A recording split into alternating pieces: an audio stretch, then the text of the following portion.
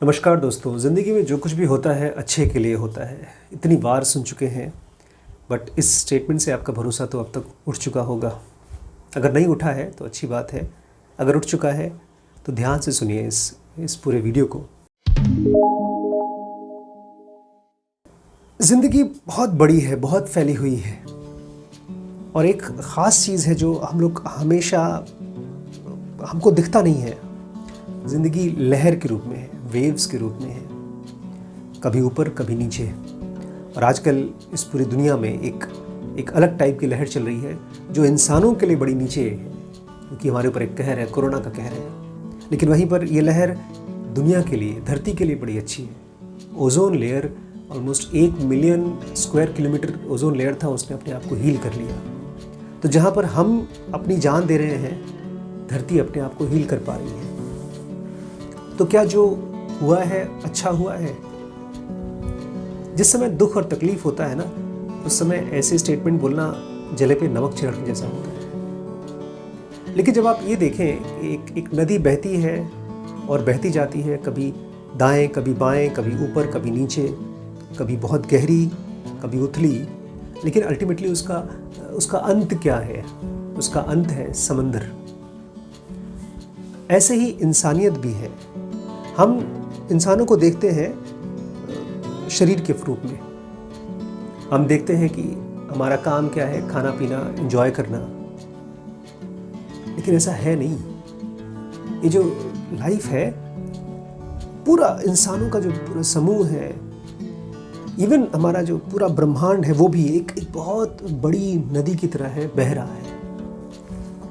और उस बहाव में आप जिस स्टेट में हैं, उससे बेहतर की स्टेट में जाना होगा। और चाहे हम इसको समझ पाएँ, चाहे ना समझ पाएँ, चाहे हम इसको करें चाहे ना करें, ब्रह्मांड अपने आप को ऐसे ही डील करता है, धरती भी अपने आप को ऐसे डील करती है। एक शॉकिंग चीज़ जो मैंने रिसेंटली एक्सपीरियंस की, कि प्लैनेट अर्थ अपने आप में एक जिंदा एंटिटी है। जैसे आप और हम हैं, ऐसे ही प्लैनेट अर्थ बहुत ही एंशिएंट और बहुत ही इंटेलिजेंट बीइंग है, जैसे हम और आप हैं।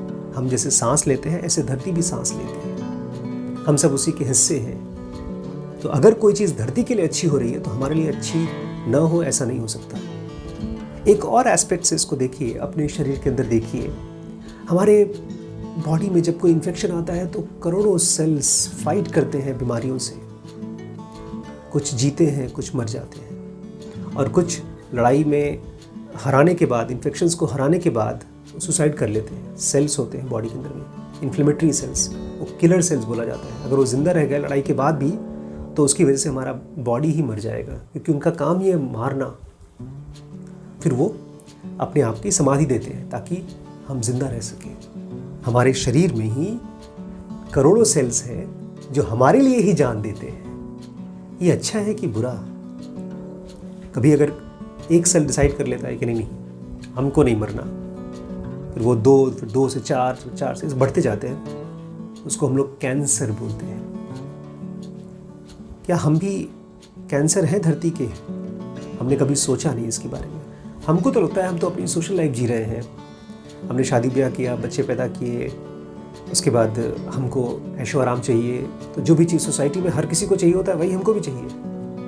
लेकिन हम इसमें भूल जाते हैं कि हमारा इस लहर में एक रोल है। जो लाइफ चल रही है, इसमें एक रोल है। और वो इसलिए हम भूल जाते हैं क्योंकि हम अपनी ज़िंदगी को इन 5 इंद्रियों से जीते हैं। ये 5 इंद्रियाँ बहुत लिमिटेड हैं। आँखें केवल बहुत दूर तक देख नहीं पाती हैं, कुछ किलोमीटर देख पाती हैं, उसके बाद देख भी नहीं पाती। धुआं हो तो और भी नहीं देख पाती है। वो तो आप कहिए पूरा एटमॉस्फेयर साफ़ हो गया, थोड़ा बहुत दिख पाता है कोरोना की वजह से, अदरवाइज बहुत दूर दिखेगा भी नहीं। कान कितना सुन पाते हैं। ज़ुबान केवल ऐसी चीज़ें खाना चाहती है जिससे केवल बीमारी बढ़ेगी। और माइंड, हमारे थॉट्स कहाँ तक सोच पाते हैं? हमेशा अंदाजे लगाते रहते हैं। जैसे हमारा एक अंदाज़ा था, हम लोग का नहीं, अंदाज़ा ही तो है कि धरती एक प्लैनेट है, एक मरी हुई प्लैनेट है। हम धरती के ऊपर रहते हैं, रेंगते रहते हैं जैसे हमारे शरीर के अंदर में सेल, लेकिन हम अपने आप को जिंदा मानते हैं। धरती को हम एक डेड प्लैनेट मानते हैं। कितनी वियर्ड बात है, नहीं? ये शायद हमारा घमंड है इंसानों का। एक एंगल से अगर आप देख सके तो जो कुछ हो रहा है वो सही हो रहा है, और वो एंगल इंद्रियों का नहीं है, सेंसेस का नहीं है। वो एंगल है ज्ञान का। हम इस धरती पर आए हैं सीखने के लिए, हम जीते हैं सीखने के लिए और मरेंगे भी सीखने के लिए। इसको मैं लर्निंग माइंड बोलता हूँ। जब टाइटैनिक डूबी थी तो पूरी इंडस्ट्री, शिपिंग इंडस्ट्री बहुत बड़े बदलाव से गुजरी थी। वो एंटी फ्रेजाइल हो गई थी। हमारा पूरा स्ट्रक्चर, चाहे फाइनेंशियल स्ट्रक्चर हो, चाहे हेल्थ स्ट्रक्चर हो ह्यूमंस का, पहले से बहुत एडवांस्ड है, लेकिन अभी भी बहुत वल्नरेबल है। वो वल्नरेबिलिटी हमारे सामने आई है। किसी देश ने कोई स्कैम नहीं किया है, कोई कॉन्स्पिरेसी नहीं की है। अगर आपको लगता भी कॉन्स्पिरेसी की है तो भी कॉन्स्पिरेसी हमारे पर तब काम कर पाई है जब हम वल्नरेबल हैं। तो ये वल्नरेबिलिटी आज इतनी ऑब्वियस फॉर्म में आई है, इतने लोगों को मारी है कि हम सबका रिस्पॉन्स होगा, हम सब सीखेंगे इससे और हमारी प्रजाति और ज़्यादा इंटेलिजेंट होगी। अभी तक हम लोग भरोसा करते थे कुछ लोगों पर, कुछ पॉलिटिशियंस पे, कुछ बिजनेसमैन पे। आज आप देख सकते हैं कि हमको साथ किसका देना है? इंटेलिजेंस का। अभी भी अपने आप से ये मत कहिए कि अच्छा हुआ या ख़राब हुआ। अपने आप से ये पूछिए कि इस मोमेंट में आप क्या चीज़ सीख रहे हैं। कॉन्शियसली सीखा जाता है। ज़िंदगी या तो थपेड़े खिला खिला के सिखाएगी। अगर आप कॉन्शियसली समझ सकें कि इतनी क्राइसिस लाइफ क्यों देती है, एक क्राइसिस भी नहीं है, अगर आप इसको ये देख सकें कि एक पूरे प्लैनेट पे सारे घर एक तरह से आश्रम बन गए हैं।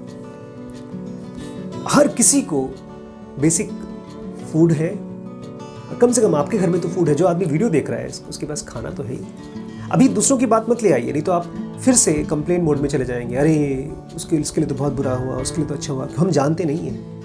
कृष्ण यही कह रहे थे कि जो मर रहा है और जो मार रहा है हम लोग नहीं हैं। अभी हम नहीं जानते, बट फिर भी हम हैं नहीं वो। क्या पता उसको उस मरने में कुछ लेसन हो, क्या पता उसके मरने में पूरी दुनिया के लिए कोई लेसन हो। वो लेसन क्या है ये पूछिए। अदरवाइज आप ये जो सेंटेंस है ना, जो हुआ है वो अच्छे के लिए हुआ है, जो होता है वो अच्छे के लिए होता है, वो तभी जब आप देख सकें पूरी जिंदगी एक एक्सपेरिमेंट है लाइफ के लिए भी, हमारे लिए भी। हम छोटे छोटे एक्सपेरिमेंट करते हैं, चीज़ों को बनाते हैं, उसमें से फिर तोड़ते हैं तो हम एक साइंटिस्ट बनते हैं। हम कपड़े काट काट के सिलते हैं तो हम एक कपड़ा बनाना सीखते हैं। हम कुछ लिखते हैं, फाड़ के फेंकते हैं, फिर लिखते हैं तो हम राइटर बनते हैं। ज़िंदगी भी लिख रही है, एक नए रूल लिख रही है धरती पर। कितने सालों बाद आया है। लोग कह रहे थे पैंडेमिक आएगा, अब आ गया। पहले लोगों का अंदाज़ा था, इसलिए हम इतनी प्रिपरेशन नहीं कर पाए थे जितना कुछ सेलेक्टिव देशों ने किया था, जर्मनी ने या कुछ लोगों ने। अगर आप चाहें तो ठीक है, कंप्लेन कर सकते हैं, रो भी सकते हैं कि हाँ बड़ी बुरी कंडीशन है, लेकिन फैक्ट तो फैक्ट है। आज से 100 साल पहले जब पैंडेमिक आया था और आज में एक कंपैरिजन करिए, बहुत डिफरेंस दिखाई देगा आपको। आज हम सब घर के अंदर बैठे हैं, लॉकडाउन में बैठे हैं।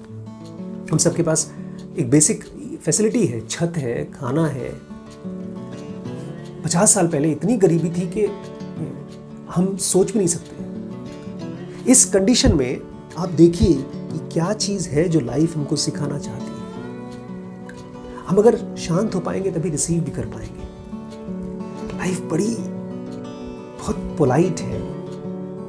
या तो हमको चुपके चुपके सिखाती रहती है या फिर हेल्पलेस होकर के इस तरह की कंडीशन क्रिएट करती है। हेल्पलेस है इसलिए अगर हम और आप सचमुच में अपने सेल्फ के अंदर जा सकें तो हम बात कर सकेंगे धरती से।